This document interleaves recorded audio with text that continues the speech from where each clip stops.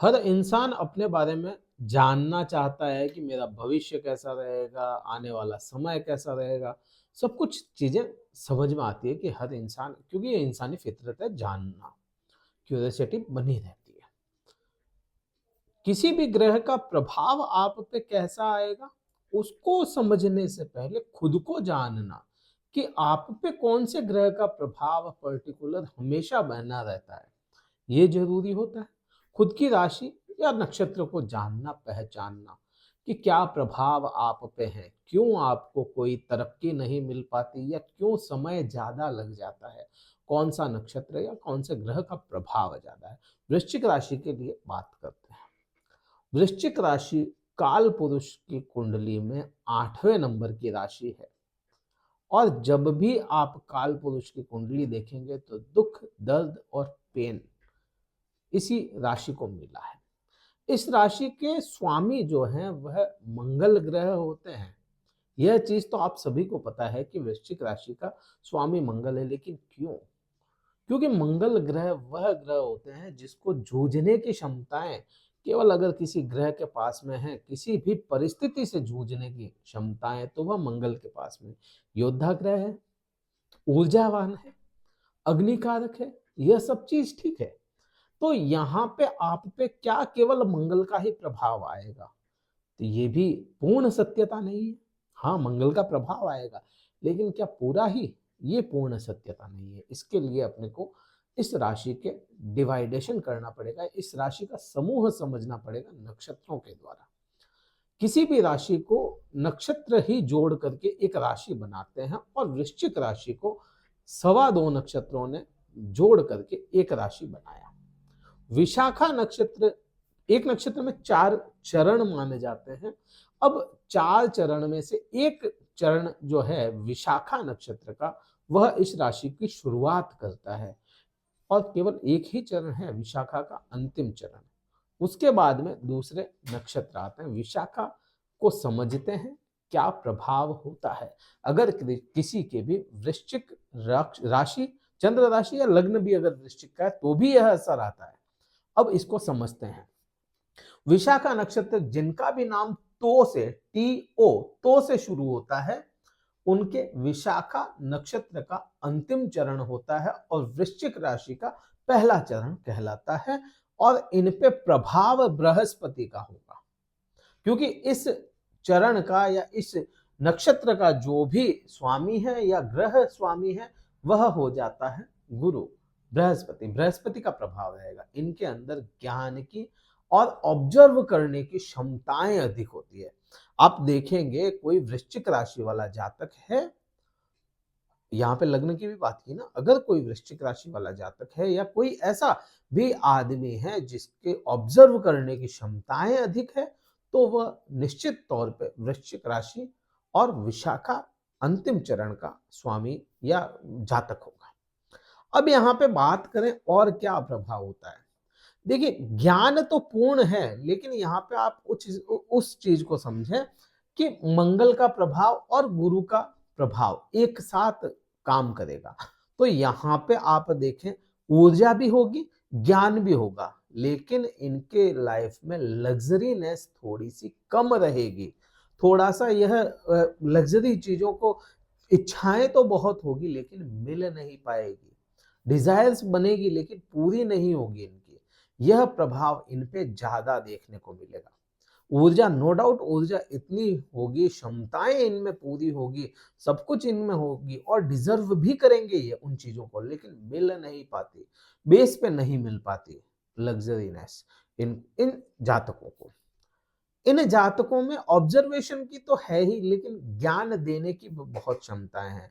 इन लोगों को आप देखेंगे कि अपने परिवार को प्रोटेक्ट करने की बहुत ज्यादा इनमें खासियत, या कहें कि ये बहुत ज्यादा ये अपने फैमिली को प्रोटेक्ट करना चाहते हैं, प्रोटेक्टिव एनवायरनमेंट क्रिएट रखते हैं अपने फैमिली के इर्द गिर्द।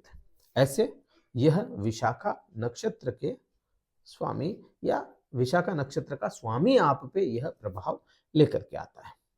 अगला चरण या अगला नक्षत्र जो होगा वह होगा अनुराधा नक्षत्र। अनुराधा नक्षत्र बहुत इंपॉर्टेंट है। यहाँ पे आप इस चीज को ऐसे समझ सकते हैं कि अनुराधा नक्षत्र में अच्छा कौन कौन से नाम आते हैं, ना, नी, नू और ने। अगर किसी के भी ये नाम आते हैं, ये नक्षत्र मिलता है, तो उन पे शनि का प्रभाव और मंगल का प्रभाव होगा। ये मंगल का तो सभी पे प्रभाव होगा, लेकिन शनि का इन पे और ज्यादा प्रभाव होगा।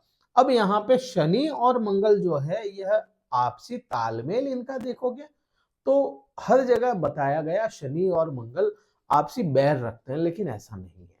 शनि के लिए मंगल जो है वह सम होता है और मंगल के लिए शनि सम होता है। एक दूसरे के साथ बैर नहीं है इनका। जैसे इनका व्यवहार होगा वैसा ही यह आपको प्रभाव भी देंगे। तो यहाँ पर शनि और मंगल मिल करके ऊर्जा, लेकिन डिले के साथ में, क्योंकि शनि जो है वह डिले करवाता है, किसी भी चीज को रोकेगा, होल्ड पे डालेगा, थोड़े दिन रोक के फिर उसका प्रभाव आपको देता है, और यह शनि का प्रभाव भी होता है। धीरे बिल्कुल स्लो कर देगा। जिन भी यह आप देखेंगे, आपने महसूस किया होगा वृश्चिक राशि वाले जातकों ने, जिनका भी यह अनुराधा नक्षत्र होता है, वह स्लो हो जाते हैं अपनी लाइफ में। उनके ऊपर प्रभाव भी स्लो आते हैं, वह काम भी स्लो करते हैं। कोई काम आया हाथों हाथ उसको नहीं करेंगे, थोड़ा रोकेंगे, समझेंगे, पूरा अच्छी तरह से उसको समझ करके फिर रिजल्ट लेकर के आएंगे, और वह रिजल्ट भी 100% लेकर के आते हैं। और ऐसे ही लोग होते हैं जिनको इनके काम का पूरा पूरा क्रेडिट नहीं मिल पाता। क्रेडिट क्यों नहीं मिल पाता? क्योंकि वह शनि है। शनि रिजल्ट में ज्यादा विश्वास, लाभ में ज्यादा विश्वास नहीं रखता, शनि कर्म में विश्वास रखता है। तो ऐसे लोग कर्मशील हो जाते हैं, बस कर्मशील ही रह जाते हैं, रिजल्ट इनको पूरा कभी भी नहीं मिल पाता ऐसे नक्षत्र वाले जातकों को। तो यह भी चीज हो जाती है, हर चीज में डिले इनके साथ में होता ही रहता है। और यही कारण है वृश्चिक राशि वाले जातकों का सबसे बड़ा दुख दर्द यही है, यही एक पीड़ा है कि इनको इनके मुताबिक कोई चीज मिल नहीं पाती।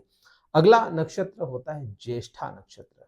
जिन भी लोगों के नो या ये और यू नाम अक्षर शुरू होते हैं, उन पे ज्येष्ठा का बड़ा प्रभाव होता है।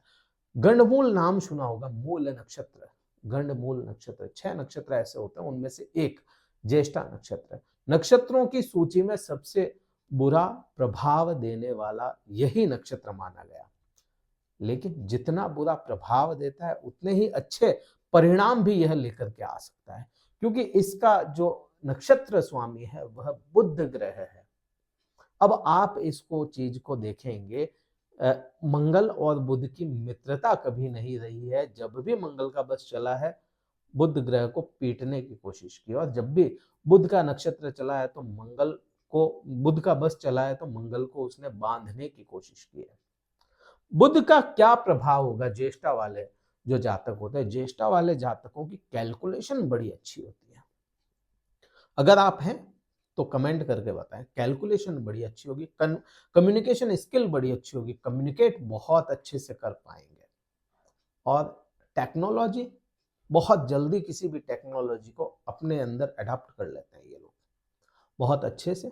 ऐसे लोग कहें कि इनमें बुध का प्रभाव ज्यादा है, ऊर्जा के साथ में कम्युनिकेशन स्किल इनकी हो गई, तो ऐसे लोग सेल्स का काम बड़ा अच्छा कर लेते हैं, ऐसे लोग लॉयर बड़े अच्छे होते हैं, ऐसे लोग डॉक्टर बड़े अच्छे होते हैं ज्येष्ठा नक्षत्र वाले। हाँ, इनका जीवन की शुरुआत थोड़ी धीरे या कहें बहुत ज्यादा स्लो रहती है, लेकिन एक समय आने के बाद में इनकी रफ्तार भी उतनी ही अच्छी हो जाती है। अप्रोक्स एज पकड़ेंगे तो वह 36 के बाद होगा। प्रभाव इनका शुरुआत में ही आ जाता है, शुरुआत में ही 20-21 साल की उम्र में ही इन पे प्रभाव बुध ग्रह लाना शुरू कर देता। अच्छा, लेकिन जो बिल्कुल सेटल करना होता है ना किसी को कि हाँ अब सेट है लाइफ, वह 36 उम्र के बाद ही इनको मिल पाता है। और बुध का प्रभाव है तो वह चीज आपको समझ में आ गई।